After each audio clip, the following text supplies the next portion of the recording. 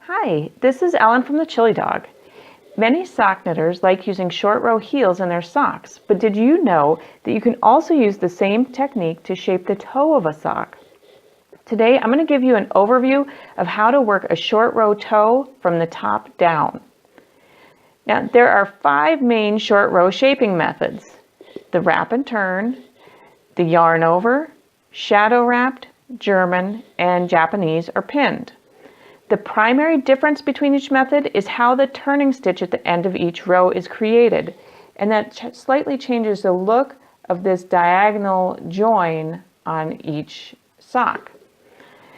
So no matter which method you prefer, the overall shaping of the heel or the toe is going to be the same for all 5 methods. So instead of focusing on one single short row method, today we're going to look more generally at how a short row toe is worked. I'm making an Azalea sock, and it's worked from the top down. So far I have knit the cuff, a yarn over short row heel, and the foot of the sock, and now I'm ready to start the toe. So the first thing that you need to do for a short row toe is divide your work so that the stitches are divided in half. The stitches that go across the top of the foot can be placed onto stitch holders or a spare needle or a piece of waste yarn, whatever works for you.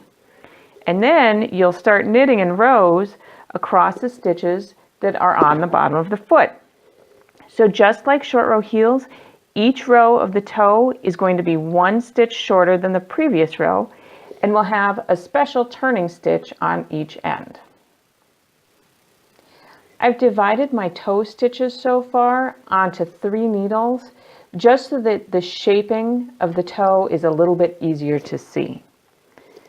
So generally speaking, the first half of the toe shaping that's here on the bottom of the foot is complete when about 1/3 of the stitches on each side of the toe are turning stitches.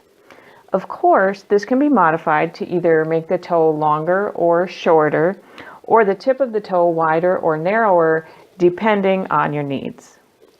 The second half of the toe shaping happens here across the top of the foot, and the shaping is achieved by continuing knitting in rows, making each row 1 stitch longer than the previous row, and closing any little gaps that are created by the turning stitches from the first part of the shaping. To make sure that your toe is the same length on the bottom of the foot as it is on the top of the foot, you're going to work the shaping until 1 turning stitch remains on each side, and the stitches at the center are all regular stitches, and then you work just 1 more row until you only have 1 turning stitch left on one side. Finally, the held stitches that are here across the top of the foot can be returned to a knitting needle if necessary, and then they can be grafted to the stitches on the toe using the Kitchener stitch.